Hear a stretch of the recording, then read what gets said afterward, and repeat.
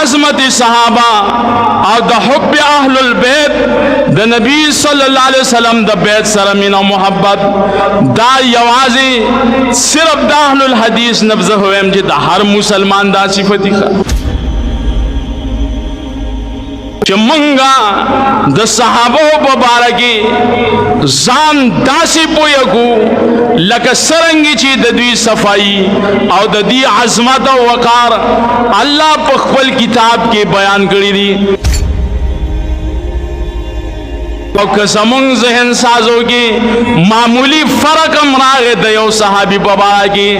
دا یاد وساته چې نه حج والله العظیم که تعالی فایده درکړي نه د کعبې طواف تعالی فایده درکوي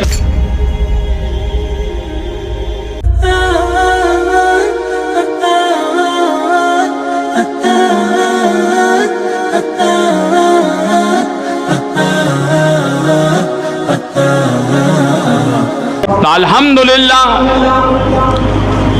من مسلمانان مومنان او خاص کر اہل الحدیث علماء کرام دے خبر طرف تا من ذہنیم تیاریو مالی بم تیاریو علمی بم تیاریو دا اللہ پا فضل و کرم سرا چھ دا ناموسی صحابہ دا دفاعی صحابہ دا عظمت صحابہ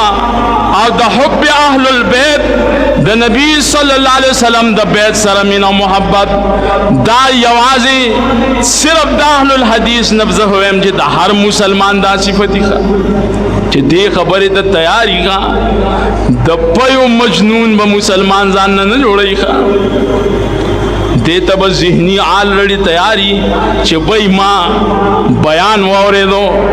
او دلته په یو صحابي باندې لږ اعتراض راغی عزت په دې خبرو ځان پویو مخ دا نه چې ها سره حاملو کې تمام صحابہ مبارکیں زمنگ با انشاءاللہ دا ذہن سازی بھی زمنگ با دا کوششی دا محنت بھئی چھ منگا